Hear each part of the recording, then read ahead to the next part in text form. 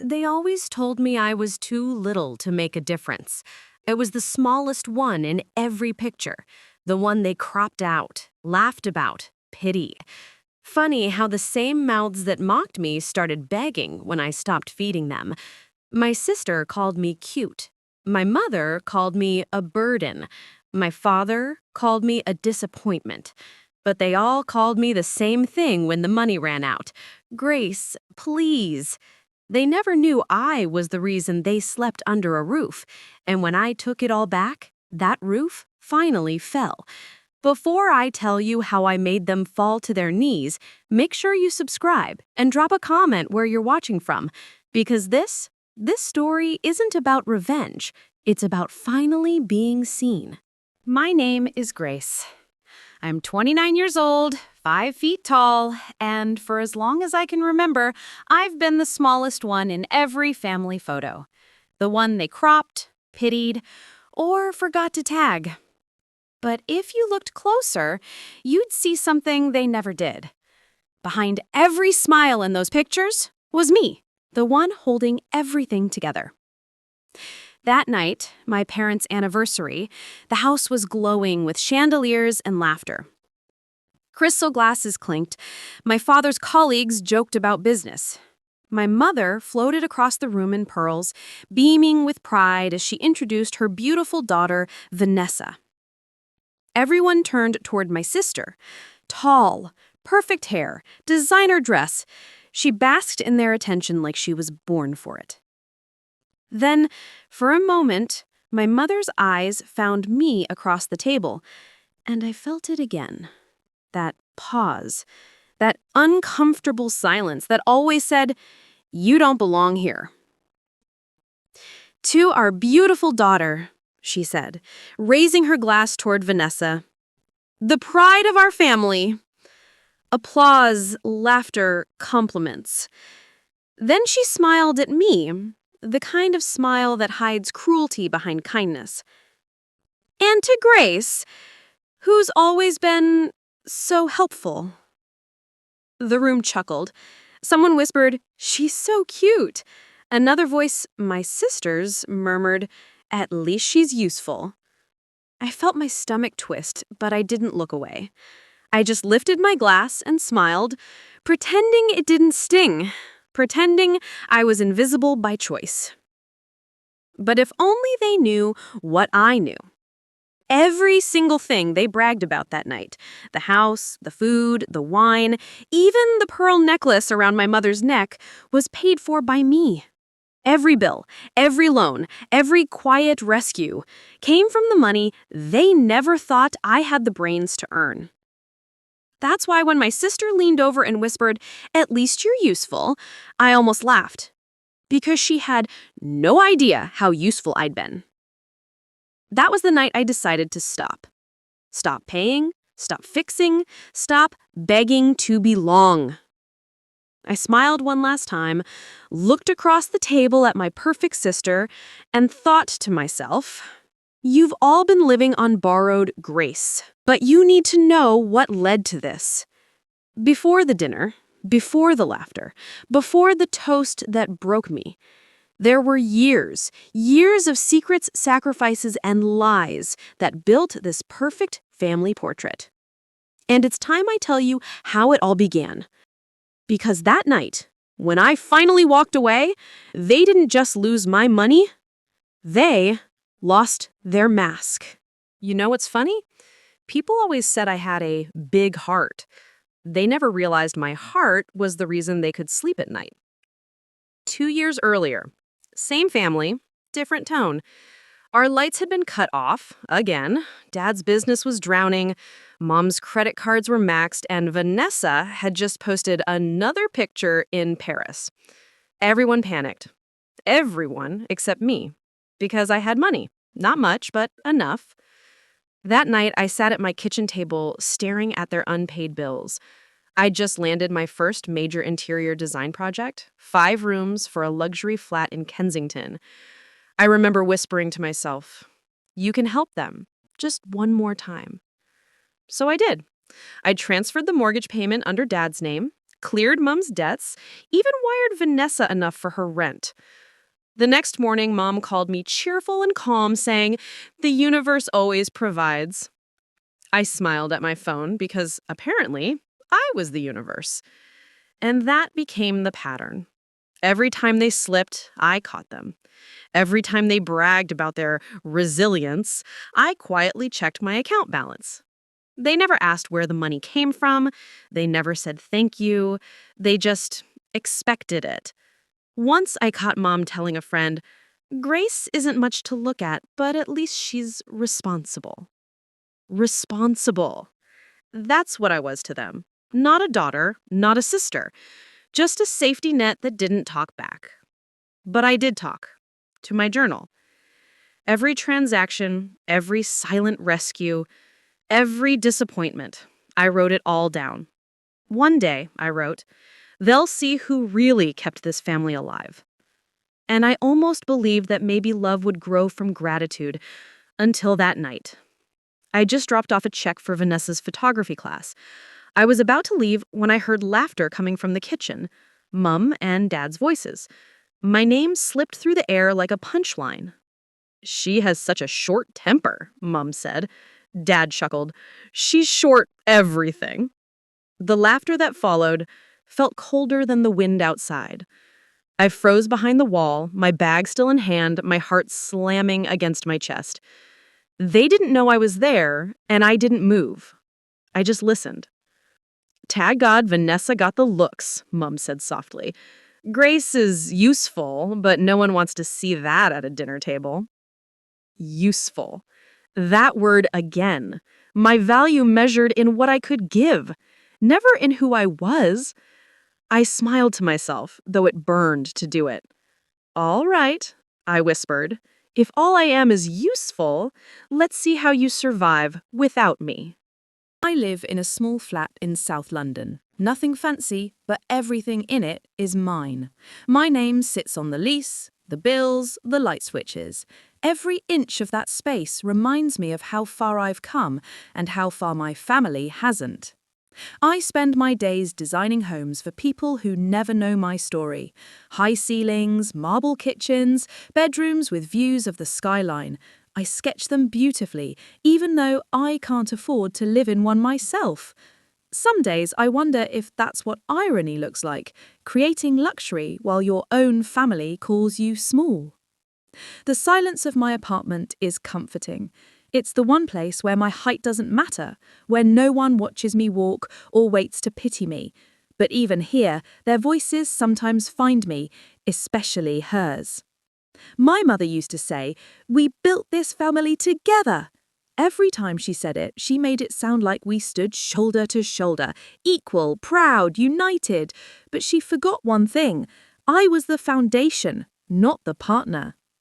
Every milestone they celebrated was built on the checks I signed. The house they bragged about? My deposit. The family car my father polished every Sunday? My loan. Vanessa's university degree? My overdraft.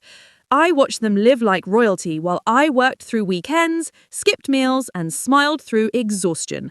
And when they said, "We built this together," I swallowed my truth and said nothing. Because some lies are easier to live with than the truth that no one wants to hear. That evening, I was at my desk finalizing a client's design proposal, a new build worth £500,000. My fingers hovered over the final render when my phone buzzed. Mum. I almost ignored it, but curiosity won.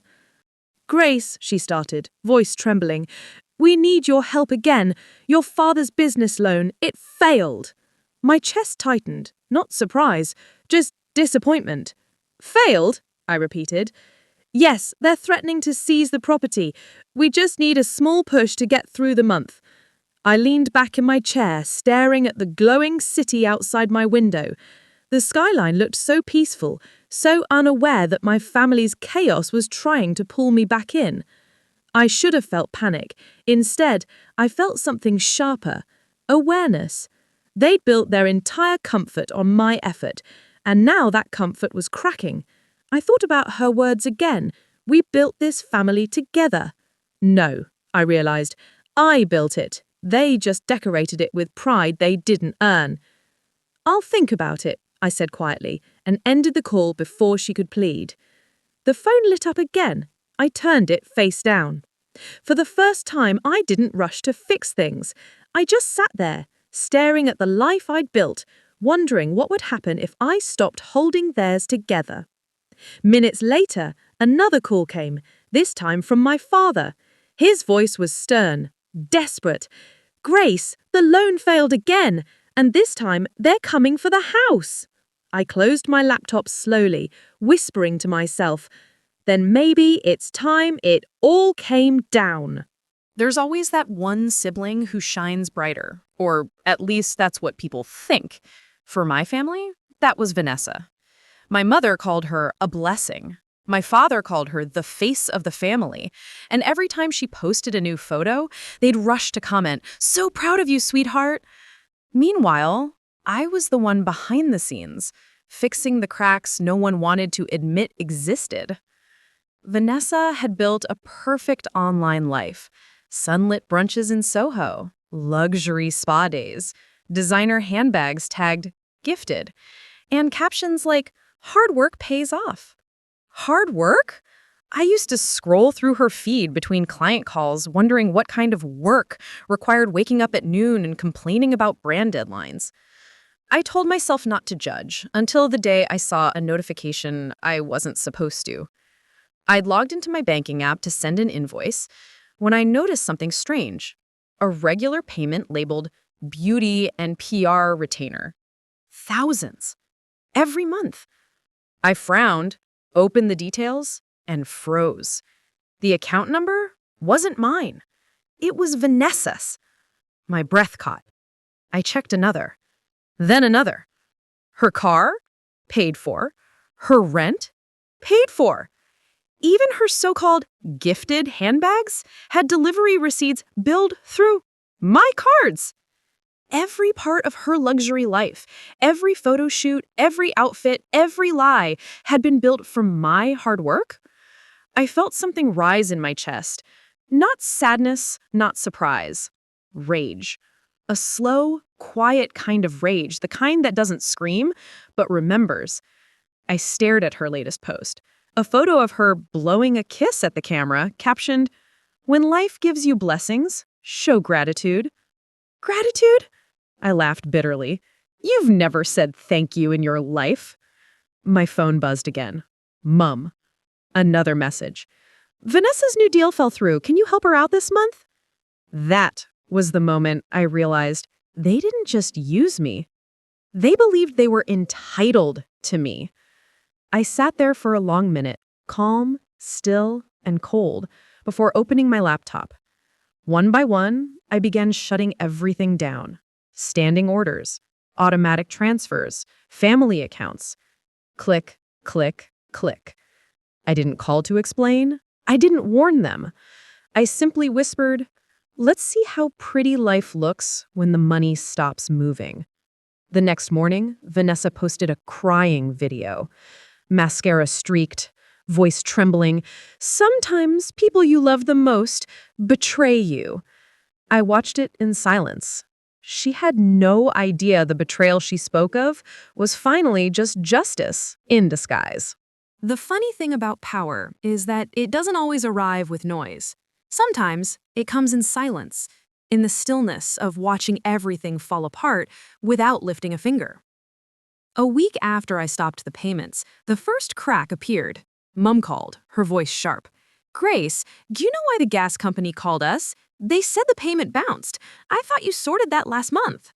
I pretended to think. "No idea, Mum. Maybe you used the wrong account." "Don't be ridiculous," she snapped. "Your name is on everything." Not anymore, I thought.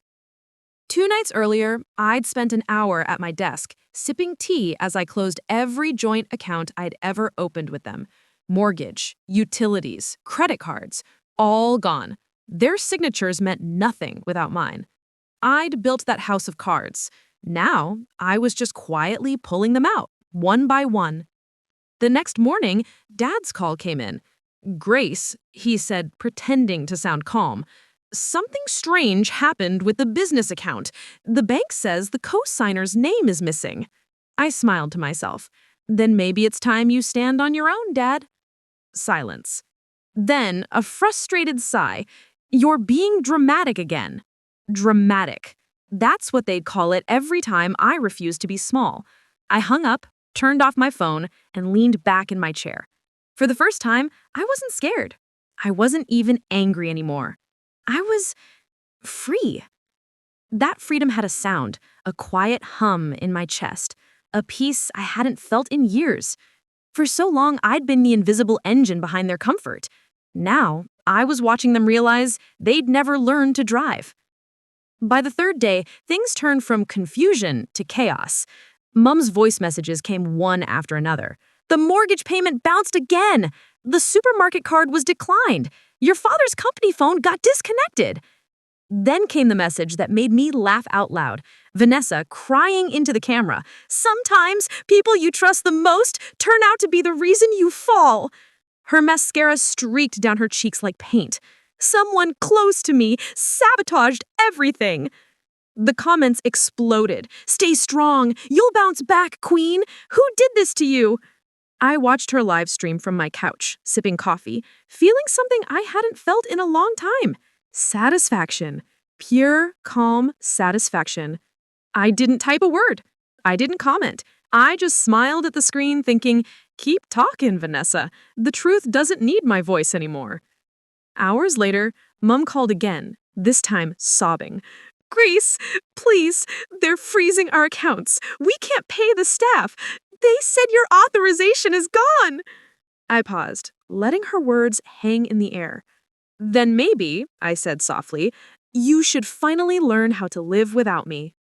The silence didn't last long. When people who used to control you suddenly lose their grip, they panic. My phone started buzzing like a trapped insect. First, it was, just checking in. Then, we're worried about you. Then, Grace, you can't do this to family.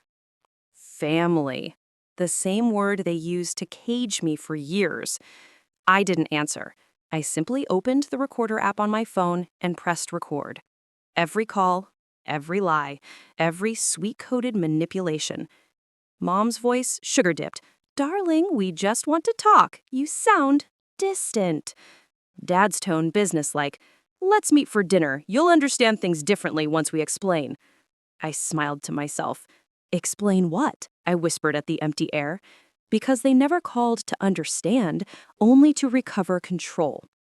By the third day, the performance began to crack. Mom forgot her lines first. You think cutting us off makes you better than us? She hissed through the phone before remembering to soften her tone. Sorry, sweetheart, I didn't mean that.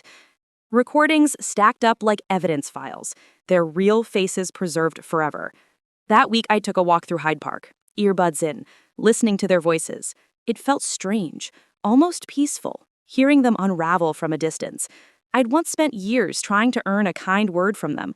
Now their words only confirmed what I already knew. They never loved me. They loved what I provided. My sister Vanessa called next. Her voice was dripping with crocodile tears. Grace, please. Mom and Dad are falling apart. I'm scared. I said nothing, letting the silence stretch until she broke. You're enjoying this, aren't you? She spat suddenly. You want us to beg. I didn't answer. The recording caught everything. The panic, the guilt, the truth they could never hide. For years, they'd called me emotional, too sensitive. But emotion wasn't weakness, it was memory. I'd been keeping theirs. That night, I sat at my desk, labeling each recording neatly by name. Mom, fake concern. Dad, financial plea. Vanessa, meltdown. And as the city lights shimmered through my window, I whispered, you wanted to play family politics? I'm just keeping the minutes. My phone pinged again, a text from Dad. Just 6 words. We need you. Please come home. I stared at the screen for a long moment, the corner of my lips curling into the faintest smile. Oh, now they need me. When my father texted, "We need you," I almost laughed. For years, that phrase was a command. This time, it was a plea. I waited 3 days before replying. Sure, Dinner works. He sent the name of the restaurant, the same one they'd always loved, the same one where I'd once begged to celebrate a promotion, and they'd forgotten to show up. The night of the dinner, I stood before my mirror. My reflection looked unfamiliar, powerful. A black fitted dress, simple gold hoops, bold red lipstick. My hair slicked back, my height wrapped in confidence, not apology. Tonight, I whispered to my reflection, I'm not the little one anymore. When I arrived, they were already seated, pretending to be relaxed. Vanessa wore her influencer smile, but her eyes darted nervously. Mum's pearls gleamed under the chandelier, but her fingers twitched around her napkin. Dad greeted me like a stranger. Grace, you look good. Thanks, I said, taking my seat. The silence that followed was heavy, too polite, too rehearsed. We just wanted to clear the air, Mum began, her voice delicate as glass. Families fight. We all said things we didn't mean. Vanessa jumped in quickly. Yeah, it's just money. We can fix that. I smiled faintly. Oh, so it was just money. Of course, Dad said. It's silly to let pride get in the way. Pride. That word again. As if I'd simply overreacted to a lifetime of being treated like a placeholder. I leaned back, folded my hands, and let them talk. Each word they said was an echo of who they used to be. Polished, manipulative, predictable. But this time, I had something they didn't. Proof. My phone lay face down beside the cutlery. They didn't notice that the screen was recording every second. Not that it mattered. I already had hours of their lies archived and safe. My lawyer had copies too. I'd sent them earlier that afternoon with a short note, in case this dinner goes exactly how I expect. As the waiter poured wine, Mum tried again. Darling, you know your father's business can't survive without your signature. We can pay you back once things pick up. Oh, you'll pay me back, I said softly, tilting my head. That's new. Vanessa shifted uncomfortably. Grace, don't be like this. Like what? I asked, my voice calm. Honest? The air around us thickened. Mum sighed, forcing a smile. Let's just have one nice meal, please. I stared at my plate, the same pasta I'd ordered years ago when they told me Vanessa deserved the family investment more because she had a public image. My fork clinked against the china. You know, I said finally, it's funny how you only call me when you're broke. Their faces froze. Grace, Dad began, but I cut him off. No, please, keep talking. I'm recording this one too. The color drained from Mum's face. You're recording us?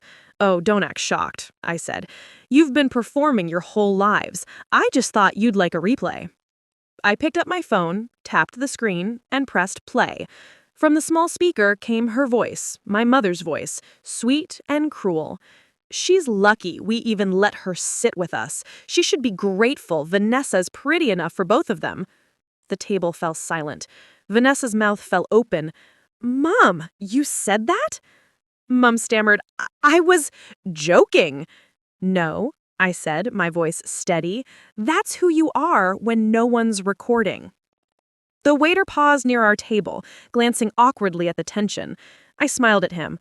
We're fine, just a family reunion.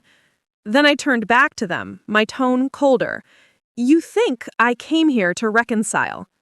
The sound of her recorded voice filled the restaurant again, sharp, undeniable, echoing through every corner. And for the first time in my life, they were the ones too small to speak. The next morning, my phone wouldn't stop buzzing.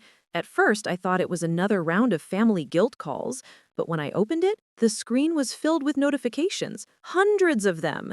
Mentions, messages, and a video link that read, "When the quiet daughter finally speaks." I tapped it once. My heart stopped. Someone at the restaurant had recorded last night's dinner. The entire confrontation, the recording, my mother's voice, the moment they froze, was online. In less than 8 hours, it had over 1 million views. The comments poured in like wildfire. That little woman just owned her whole family. I felt that in my soul. She didn't lose control once. What a queen! I scrolled in disbelief. My face, my story, was everywhere. For years, they'd called me small, unnoticeable, easy to dismiss.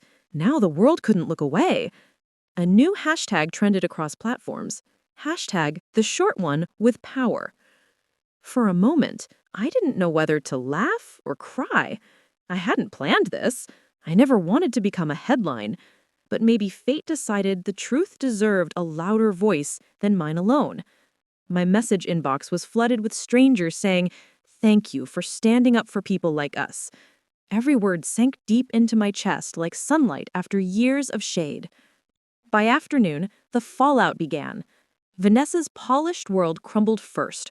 Her sponsors pulled out, her followers turned, and every new post was flooded with comments, "Where's your sister's apology? Beauty fades, character doesn't." She deleted her account that evening. Mom and Dad weren't spared either.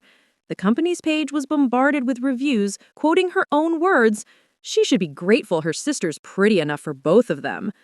Their brand, built on family image and charity, started to burn overnight. They tried calling me, of course, dozens of times, but I didn't answer. I just watched the screen light up and fade over and over until it finally went silent. That night, I sat by the window with a cup of tea, the city glowing outside. For the first time in my life, their words couldn't reach me. I wasn't invisible anymore. I wasn't the joke or the afterthought. I was the reminder that kindness has limits, and silence can be the sharpest blade of all.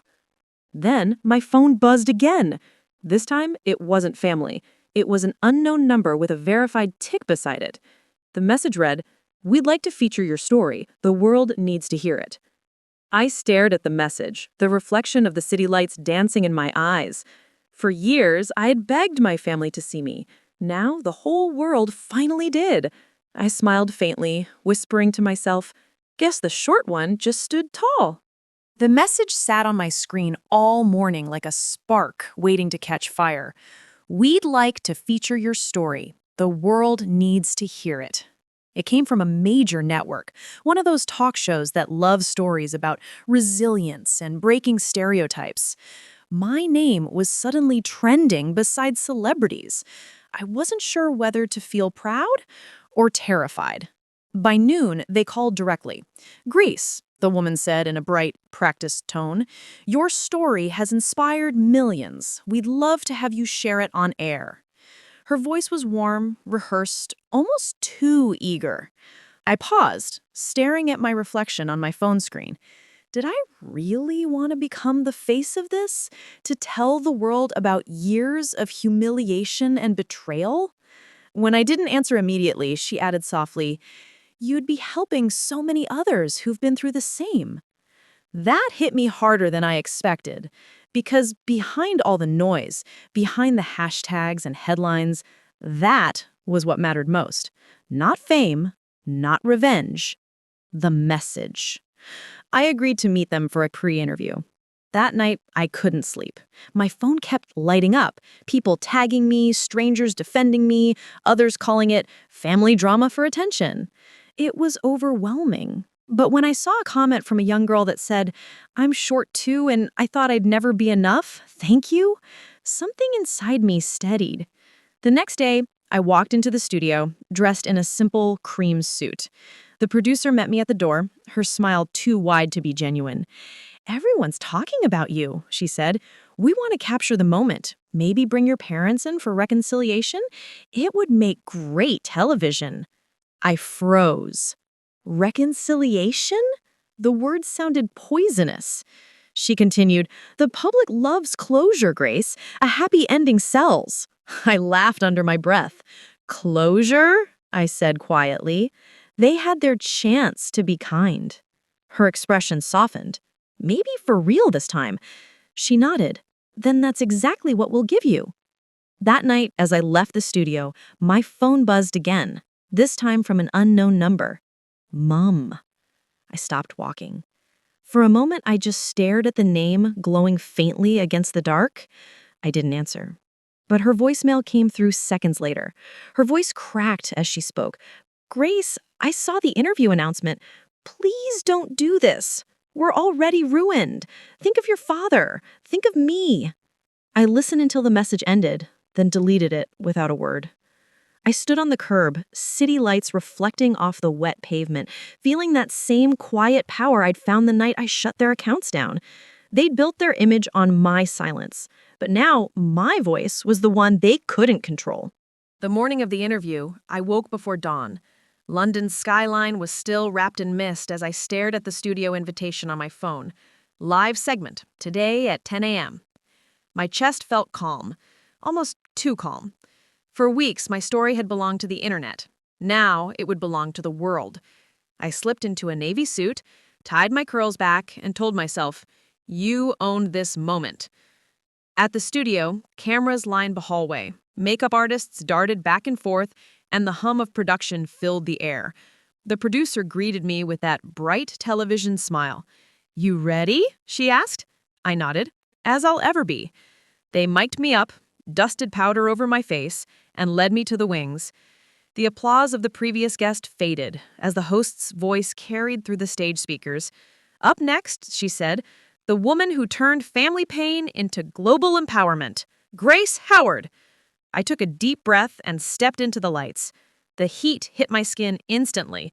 Rows of faces blurred behind the glare. The host shook my hand, smiling wide for the cameras. "Grace, your story moved millions. Thank you for being here." I smiled politely. "Thank you for having me." The first few questions were gentle. How it felt to go viral, what message I wanted people to take away. Then, as I spoke about dignity and boundaries, I noticed something strange. Crew members whispered behind the cameras. The host's eyes flickered toward the side stage. Then she said it. "Grace, we actually have a surprise for you." My stomach tightened. "A surprise?" "Yes," she said, turning dramatically to the audience. "We wanted to give you and your family a chance to heal." The audience applauded before I could even respond. My pulse spiked. "Please welcome Grace's parents and sister." Time slowed. The side curtain drew back, and there they were. Mom in her pearl jacket, Dad straightening his tie, Vanessa clutching tissues like a prop. They walked toward me under the applause, faces rehearsed for sympathy. I froze. The air thickened around me, but I refused to step back. The host gestured for everyone to sit. "Let's talk this out," she said brightly. "One family, one truth." Mom leaned forward first. "Grace," she began, voice trembling just enough for television. "We didn't mean for things to go this far. The world's painted us as monsters." Vanessa sniffled beside her. "We just want our sister back."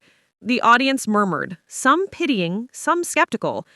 I stared at them, every nerve screaming to walk off the stage, but walking away would give them control again. Instead, I smiled, calm, unblinking. "You reached out to the show first, didn't you?" Mom hesitated. "What?" I said quietly. "You contacted them before I ever agreed. You begged to appear and set the record straight. That's what this is, isn't it? A performance." The host's practiced smile wavered. The audience shifted.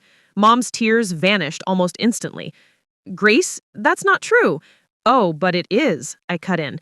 "You didn't come here to apologize. You came here to save face." Dad tried to speak, but I leaned closer to my mic. "You all love an audience, don't you? You spent my whole life making sure I knew my place beneath yours. But look at us now. Who's the one sitting in the light?" The room went silent, except for the faint hum of the cameras. Even the host didn't dare interrupt. I could feel every viewer leaning closer through their screens. I turned to the camera directly, my voice steady. "Families like mine don't break you in one day. They do it in small ways. Every joke, every dismissal, every time they tell you you're lucky they tolerate you. But healing begins the moment you stop begging for seats at their table."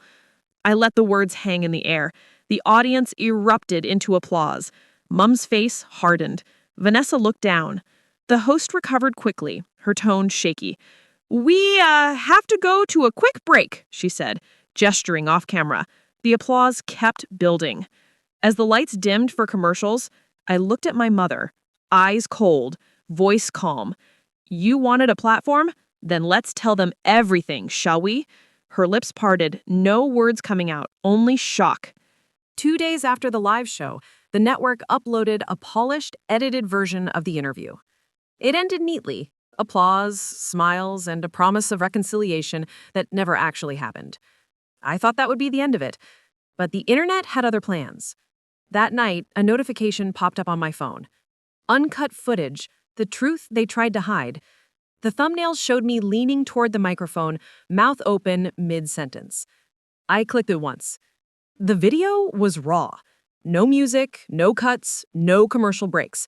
Everything that happened on that stage played exactly as it was. My mother's cold stare, my words, the moment she froze when I said, "You wanted a platform? Then let's tell them everything." It had been filmed by someone backstage.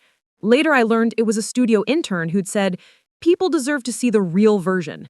Within hours, it exploded across the internet. Hashtags flooded every platform. Hashtag Grace Uncut. Hashtag The Real Interview. Hashtag Family Truth. People replayed my final words again and again. The networks scrambled. The producers went silent, and my phone became a constant pulse of messages, emails, and interview requests from everywhere. New York, Los Angeles, even Tokyo. Some called me brave. Others called me ruthless. But no one called me invisible anymore. My parents' company collapsed overnight. Sponsors withdrew. Old partners released statements distancing themselves. Photos of their charity galas resurfaced with captions that said, "Kindness doesn't start in front of cameras." Vanessa's influencer page disappeared entirely. She hadn't posted since that night. For once, the silence didn't hurt. It healed. And yet, fame came with its own kind of loneliness. Every time I scrolled through thousands of messages, I felt both grateful and hollow. Some stories mirrored mine exactly. Sons, daughters, even mothers who'd been silenced by their own families. "You made me brave enough to walk away," one wrote. Another said, "I'm short too. I thought people like us had to stay quiet.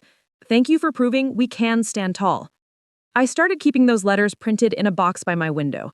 On hard days, I'd read them to remind myself that pain can plant something good if you let it grow. For the first time, my name meant something other than shame. But deep down, a part of me still waited for the other shoe to drop. Because every story that ends in peace starts with someone who can't let go. Late one night, as rain tapped against the window, I went downstairs to get the mail. Inside the box was a plain, white envelope. No stamp, no return address. My name written neatly across the front. I opened it under the hallway light. Only one line was written inside. "You think you've won, but family ties don't cut that easily." My hands trembled slightly as I read it again. The ink smudged where the paper had gotten wet. No signature, no clue. Just the familiar ache of something unfinished creeping back into my chest. I folded the letter carefully, slid it back into the envelope, and whispered, "Then I guess the story isn't over yet." Sleep didn't come easily that night. The letter lay on my desk, its single line replaying in my head like a curse. "You think you've won, but family ties don't cut that easily." The handwriting was neat, deliberate, almost familiar. I'd seen it before, I just couldn't remember where. The rain outside had stopped, but the silence it left behind felt heavy. By morning, I decided I needed to know. The building had CCTV cameras by the entrance, so I went to the manager and asked to see the recordings from last night. He raised an eyebrow, but didn't ask questions. Minutes later, we were staring at the grainy footage on his monitor. The timestamp matched the hour I found the letter. And there she was, hood pulled up, walking fast, her posture unmistakable, even under the dim light. Vanessa, my sister. She paused, slipped the envelope through the slot, then looked straight at the camera for half a second before turning away, almost as if she wanted me to know. For a moment, I couldn't breathe. After everything, after the truth, the exposure, the silence, she still wasn't done. But the look in her eyes on that screen wasn't rage, it was desperation. The kind that comes when someone's world collapses and they need someone else to blame. I left the office, the city cold and gray around me, and texted her 2 words. "We need to talk." She replied almost instantly. "Cafe near mom's old shop, noon." When I arrived, she was already there, sitting by the window, sunglasses on despite the cloudy sky. Her hair was shorter now, uneven, her once perfect nails chipped. Fame had drained out of her face like color from a dying photograph. She didn't look up as I sat down. "So," she said flatly, "you got my message?" "I did," I said quietly. "You could have just called." She laughed. a bitter, hollow sound. You think you'd give me that satisfaction? I wanted you to wonder who still cared enough to reach you. Is that what you call caring? I asked. Her voice hardened. You humiliated us, Grace. You destroyed everything. Mom doesn't leave the house, Dad can't show his face anywhere, and me, I can't walk into a room without someone whispering your name. I looked at her, calm, steady. I didn't destroy you, Vanessa. I just stopped saving you. She flinched, eyes flashing. You think you're better than us now? No, I said, standing slowly. I just learned that family isn't measured by who you're born to, it's by who doesn't break you. For the first time since I'd sat down, she looked up at me. Her eyes glistened, not with anger, but something else.